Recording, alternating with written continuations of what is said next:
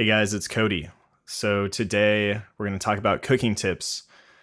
Cooking with chronic fatigue syndrome and making meals for yourself can be a real challenge. And I've compiled a lot of tips and tricks that I've figured out just through my own experience and through reading books and watching YouTube cooking channels. And I'm going to compile them here for you guys today. Also, I have a lot of things to say about diet. Mainly that blood sugar is kind of like the number one thing that's made a big difference for me. And there's a lot that goes into that. So we're going to talk about that later on. At the end, I might also throw in just a bonus section on kitchen knives, because I went down a whole rabbit hole of like knife sharpening and kitchen knives and like what to buy. So I might be able to give you guys some just recommendations, not really related to CFS, but yeah, that's also cool. So yeah, I'm making this video for the CFS health group that I'm currently in. But I might also use this video in the future, like on a YouTube channel. And actually I might need to post it on YouTube so I can share it with CFS. Cause I also want to share a document that goes along with this with, some resources, a written guide of this, but also, links to YouTube channels, YouTube videos and things like that. And the first time I recorded this, it was like 40 minutes long. It was like way too long, but there is a lot of info. So I've done my best to make it as efficient as possible, but there's just a lot to get through. And I'm going to do my best. I'm also going to try to do some video editing on this, have some like B-roll, and we'll see how that goes. That's kind of my first time doing that, so bear with me. And what I ended up doing, guys, was actually splitting this into 3 videos. So this one is cooking tips, which is 20 minutes. The next one is diet tips, which is 10 minutes. And then the knife tips video should be about 5 minutes. Before we jump into the tips, I'll just give you guys a quick background of like my situation, so you can kind of get a feel of like, where I'm at, and you can maybe just, have an idea. So I've been recovering from CFS for 4 years. I've been living on my own the past 9 months. And for most of that time, during those 9 months, my capacity was like I would go for about 3 5-minute walks per day. So I'd do like one in the morning, one in like the afternoon, one at the evening, 3 5-minute walks a day. So I wasn't doing too much, but I could still cook for myself here and there. But it is hard, I can't do it every day. And my parents actually live really close by, so they would drop off groceries for me and like leftovers for dinner and stuff. So definitely I recommend that if you have any friends and family nearby that can help you out in that way, or you could order Instacart or something like that. So yeah, I do my own cooking here and there. For breakfast, I usually make my own smoothies. For lunch, I usually make some sandwiches for myself. And I do have a dishwasher at my place. So that's kind of just a quick overview of my situation. And now we can get started. Cooking tips. So first of all, number one thing, I recommend getting some lightweight pans, pots and pans, whatever. Get some that are lightweight and get some that are dishwasher safe. That'll just make them so much easier to use and so much easier to clean. For a while, I had like a really heavy pan that I love that's really great, but it's hand wash only. And like as you're cooking, trying to like move around a heavy pan is kind of exhausting. So I got a 10-inch non-stick dishwasher safe pan that I love. That's great. And now it's so much easier to cook and do things. I also got these black cutting boards. I'll link to these in that document. Just got them off Amazon, and yeah, they're pretty small. They fit in the dishwasher super well, and they make things a lot easier. I also use baking sheets more now. I've started like roasting vegetables and stuff, and those are hand wash only, but because they're light, I find that they're still, they're manageable to wash. So, bottom line is if you have anything that's heavy and unwieldy and a pain to cook with, try to find some other substitute that's lighter, easier to use, whatever it may be. Dishwasher safe. Tip number 2, get deli containers. It doesn't matter if you're suffering from chronic fatigue syndrome or just a regular person. These deli containers are amazing. I'm going to talk about them for like 5 minutes right now because there's so many things that they're helpful for. So yeah, you probably recognize these from like takeout places and stuff. I learned about them through like cooking channels on YouTube, and they're an industry standard for a reason. So they're super clutch. Yeah, I first heard them on the YouTube channel Pro Home Cooks, which is really great. Highly recommend. And yeah, I'll link to the video where he talked about that, and I'll timestamp it so you can check that out. I was also able to find some BPA-free deli containers on Amazon. It might have been the ones he linked to. I'll put it in that document. Okay, why are deli containers so amazing? They enable a lot of positive benefits and behaviors. So we're going to talk about those right now. 1, they use all the same lid. Super convenient. You don't have to go searching for the right lid. 2, they're stackable when not in use. So you can see on this little tray just how conveniently they all stack. And I have like infinite storage just on this little tray.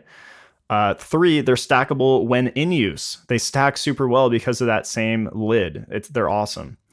4, you can mark them with the best by date. So I just keep some tape and a Sharpie nearby, keep them handy. And then whenever I get something from the grocery store, I just write the best by date on it.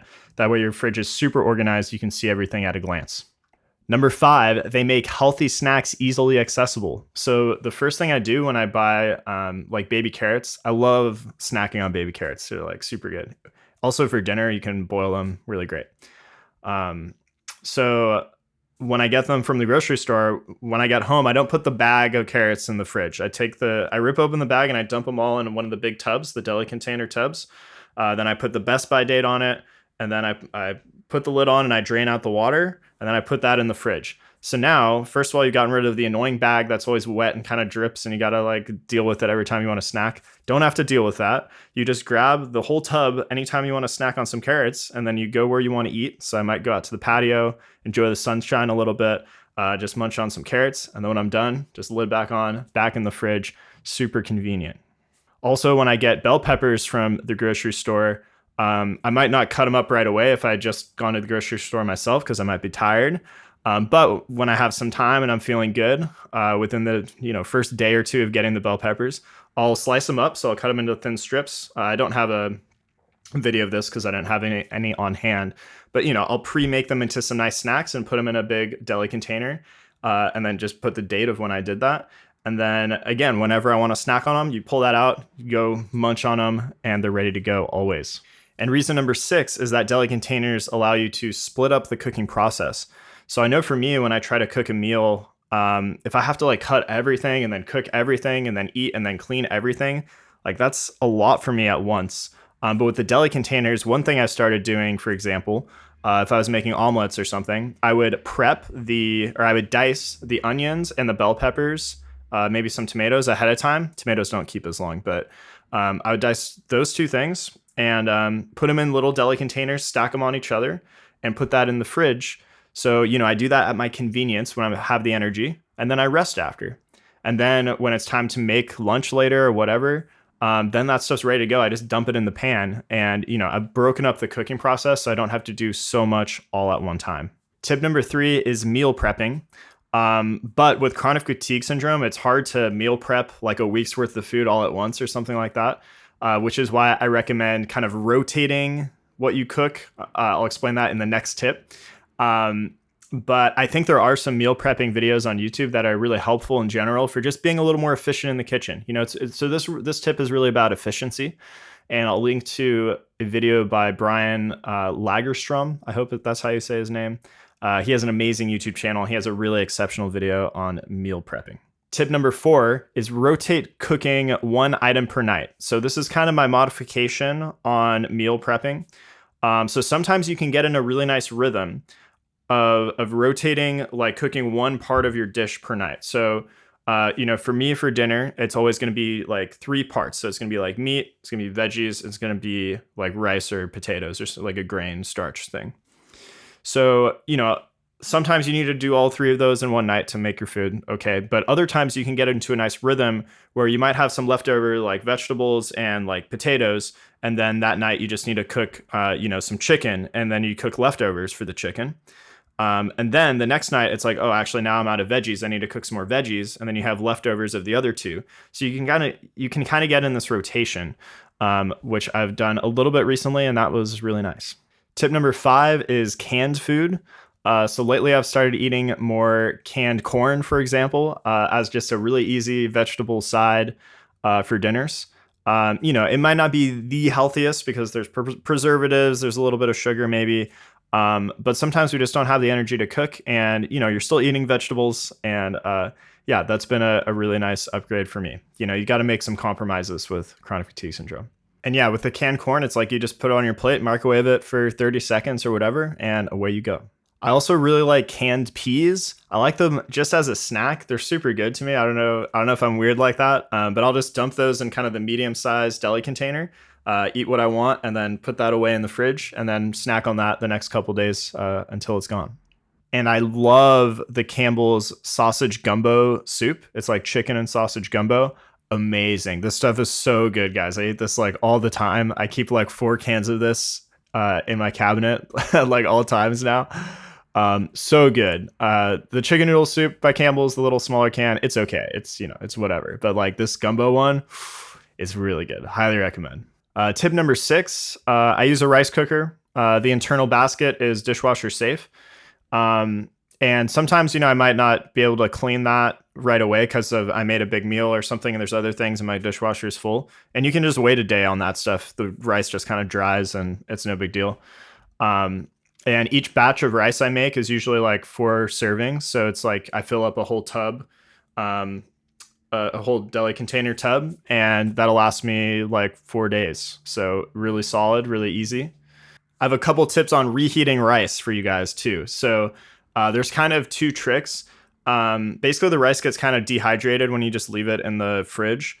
So number 1 is you take your hand under like the tap water or whatever, and you kind of like splash some water on your rice before you put it in the microwave, just so there's some extra water that'll be steam that'll kind of rehydrate it during the heating process. And then the second part of the tip is that oftentimes I'll heat up the rice first by itself before I put any of the other food that needs to be reheated, because it does take a certain amount of heat to get that rice back to the consistency that it's supposed to be. So, pop it in the microwave for like 30 seconds or a minute before everything else with that water, and it'll be like new. And one more quick note on rice is that white rice is pretty high glycemic, meaning it has a pretty big impact on your blood sugar and spikes it pretty hard, like sugar would, which is a bummer because I love white rice, but I've had to switch away from it. So I recommend switching to brown rice or quinoa, some other whole grain that's going to avoid those big blood sugar spikes, which cause a downturn in symptoms. Tip number 7, frozen foods. So I like having some pre-made meals in the freezer, just ready to microwave. So I live in California, and there's lots of Mexican food. I love taquitos.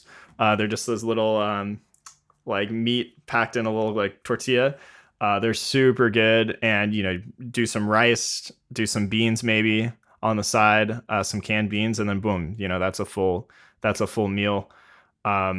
They also, they aren't the healthiest, but they do have like some protein and fat and stuff. So it's probably better than just munching on like a ton of chips, I also really like tamales, another Mexican food. But I have noticed they're a little more high glycemic. Like I notice if I eat 2 tamales for lunch and that's it, that I do kind of crash after that. So what I started doing recently is I'll eat 1 tamale and then do like a side of like beans, like refried beans. And that's been a lot better. Frozen soup is also nice. Here in California, where I live, we have Trader Joe's, and they'll sell like some chicken soup that's really good, and you can throw a couple of those in the freezer, and then whenever you need some dinner, you could take it out the night before, put it in the fridge, let it defrost, and then you're ready to go. So you got a kind of stockpile of meals ready. Frozen veggies, if you're into that too, you could throw some frozen veggies in the freezer. Bread also freezes really well in the freezer. So, for example, I usually keep some whole wheat sourdough bread in the freezer. And then if I'm doing like Caesar salad or something for lunch, I might just pull out some of that bread. And you can actually toss frozen bread just like straight in the toaster. And it won't get quite as crispy on the outside as if it was like, warm or, room temperature bread. But it's still like really good. You could heat it up in the microwave and then toast it if you wanted to be gourmet, But yeah, frozen bread, another really clutch thing to have on hand. And also frozen meat. So I like having some meat in there as well. So sometimes I'll get like a whole rotisserie chicken. I can't eat all of that at once, so I'll like break it down. I'll throw some of it in the fridge, but then I'll throw maybe half of it in the freezer. So that way, later on, if I want to have some meals, I just defrost that the night before, throw it in the fridge. And then the following night, I'm ready to just heat that up in the microwave and boom, I got a nice rotisserie chicken still. I also really like having marinated taco meat. So you can buy this oftentimes from your grocery store. They'll have some, pre-marinated stuff. You just buy that and you could cook it right away, or so you could also throw it in the freezer. And then later on, when you're in the mood, you defrost it the night before, and then you can cook it at your convenience.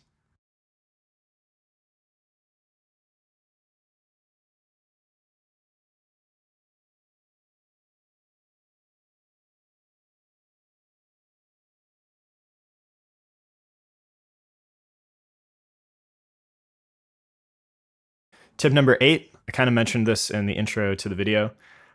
You can get groceries delivered. So you can use Instacart if that exists where you live, or you can have family and friends drop things off. You can also, if you want to just order a full meal, you can just order from Grubhub or Uber Eats or whatever the equivalent is near you. Tip number 9, blender and smoothies. So for breakfast, I've come to really like smoothies. The first smoothie I ever made was from the recipe in the CFS Health Hub, which was really great. It's a banana smoothie recipe. I've modified it a little bit. I'll link to that in the document that I do.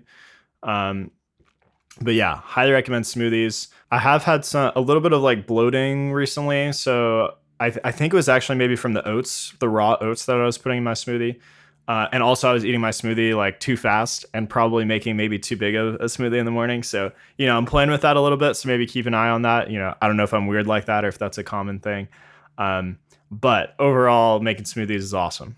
And having a really good blender does make a difference. And if you want to save yourself a ton of time, I've done a lot of research. I've figured out like what's the best one is basically. So the Vitamix 5200, this is the one I got.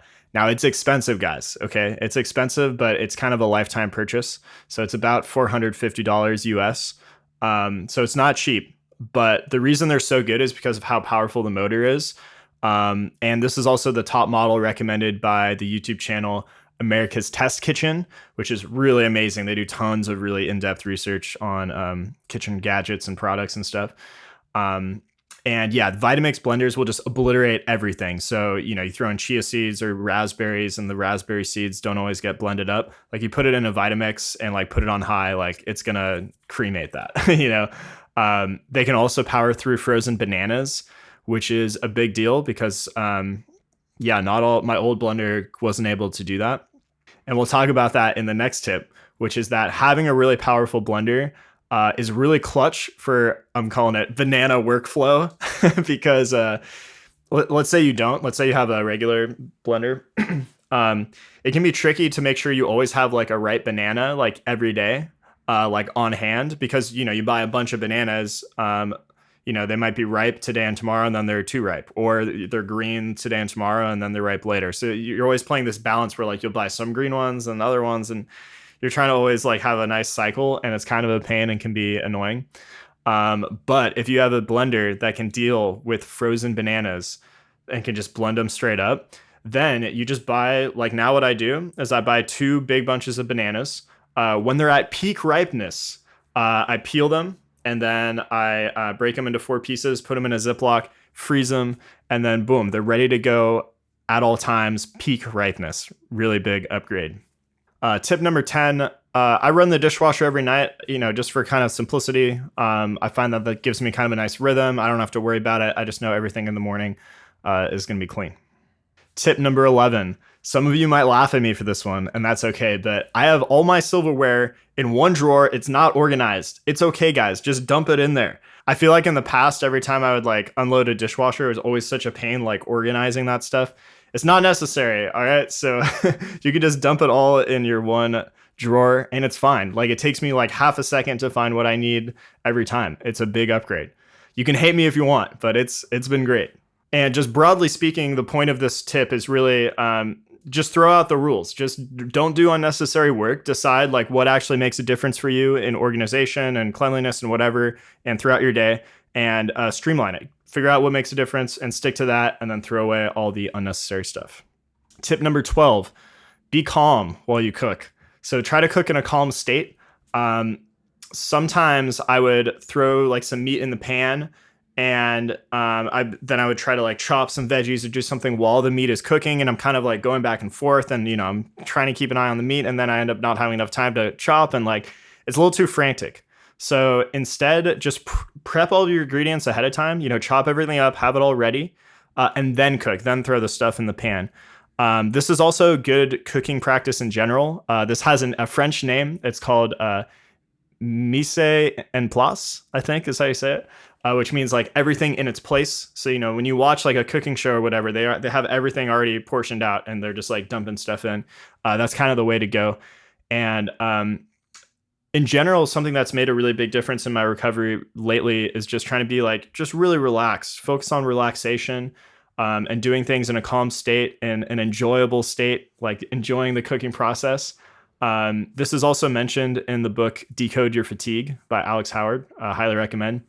And it's not just what we do, it's also the mental, physical, and emotional state we're in as we're doing them. So try to dial down the fear as you're cooking, dial down the franticness, just take it easy, take it slow, and enjoy that you're doing something for yourself. And tip number 13 is make it fun. So this goes along with the last part of my last tip. And in general, that's what's made the biggest difference for me throughout my recovery is focusing on things that spark joy, that feel good, that are positive, and following passions and curiosity. And along those lines for cooking, I just finished reading the cooking book that's called Salt, Fat, Acid, Heat. Maybe you guys have heard of it. It's pretty well known. And it was amazing. Like I learned so much about cooking from it. It really goes into kind of like the chemistry and the physics of what's going on as you heat something or as you apply vinegar to it. Highly recommend. I feel like I finally know everything I need to know now to become a really good cook in the near future. I've also watched a ton of cooking channels on YouTube.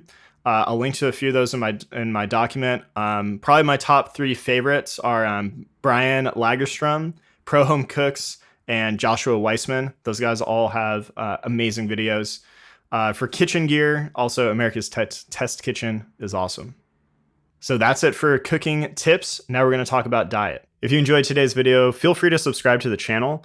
I don't really have plans to make a bunch of more videos. I'm literally making the channel right now just to share these cooking tips, diet tips, and everything with the group that I'm in.